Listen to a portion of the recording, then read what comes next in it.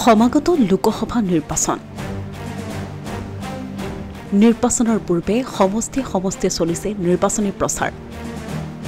নিৰ্বাচনৰ সময়ত ভোট বিচাৰি ঘৰে ঘৰে আহে জনপ্ৰতিনিধি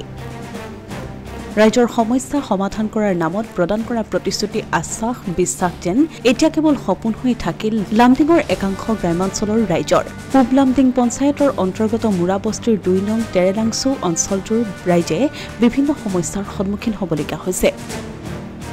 এই অঞ্চলটোত একাংশ ৰাইজে অৰুণোদয় আঁচনি বিধৱা পেঞ্চন শাৰীৰিক অক্ষমতাৰ চৰকাৰী প্ৰপত্ৰৰ পৰা বঞ্চিত হৈ আছে ইয়াৰ উপৰি ঘৰে ঘৰে আছে নল কিন্তু নাই পানীহে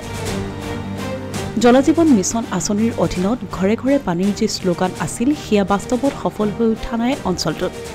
ঘৰে ঘৰে নল লগাইছে যদিও আজি পৰ্যন্ত লাভ কৰা নাই এটুপি বিশুদ্ধ খোৱা পানী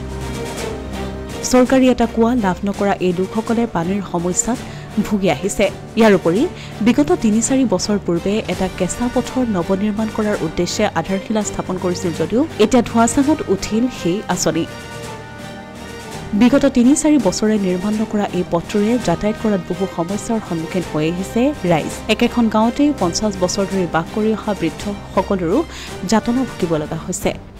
২৫০ টকা মাত্ৰ চৰকাৰী পেঞ্চন লাভ কৰাৰো অভিযোগ উত্থাপন কৰে চৰকাৰী ঘৰ লাভ কৰাৰ নামতো দৰিদ্ৰ লোকৰ পৰা দাবী কৰে ৫০০০ টকা এনে বহু সমস্যাৰ জৰ্জৰিত হৈ থকা এই লোকসকলৰ কথা শুনিবনে জনপ্ৰতিনিধিয়ে এয়া হ'ব লক্ষণীয় পানীৰ সমস্যাৰ সন্মুখীন হৈছে আৰু এইফালে টেংকি বনাইছে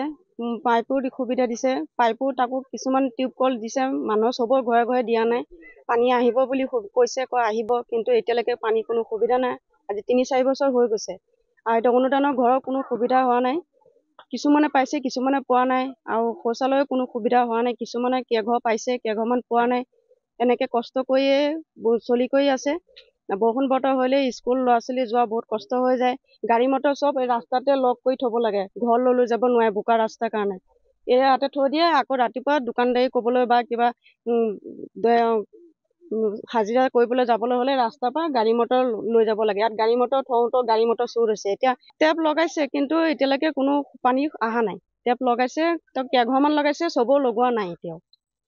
মানে আহিব লগাব বুলি কৈ কেইঘৰমান লগাই কৰি দি আৰু মানুহ এতিয়ালৈকে যে আৰু চবৰ ঘৰে ঘৰে লগাব এতিয়ালৈকে লগোৱা হোৱা নাই হৈ গ'ল ৩-৪ বছৰ ৰাস্তাটো হোৱা নাই ৰাস্তাও হোৱা নাই পানীও সুবিধা হোৱা নাই কিন্তু সিহঁতে আহি কৈ গৈছে যে হৈ যাব আপোনালোকে চিন্তা কৰিব নালাগে পানীও সুবিধা আহি যাব সোনকালে আৰু ৰাস্তাও পকা ৰাস্তা হৈ যাব আপোনালোকৰ কষ্ট নহয় কিন্তু এতিয়ালৈকে একো হোৱা নাই আহিলেও কম যে আগে ৰাস্তাটো ঠিক কৰি দিয়ক পানী সুবিধাকণ কৰি দিয়ক তেতিয়া লাগিলে আমি যিকোনো কামত কিবা কামত যাবলগীয়া হ'লেও আমি গৈ কৰিব পাৰিম কিন্তু এতিয়া ৰাস্তা যদি বেয়া হয় পানীও কষ্ট হয় তে কেনেকৈ আমি হেৰি কৰিব ভোট দিব পাৰিম বা কিবা হেৰি কৰিব পাৰিম অসমীয়া প্ৰতিদিন ডিজিটেল সংবাদ লামডিং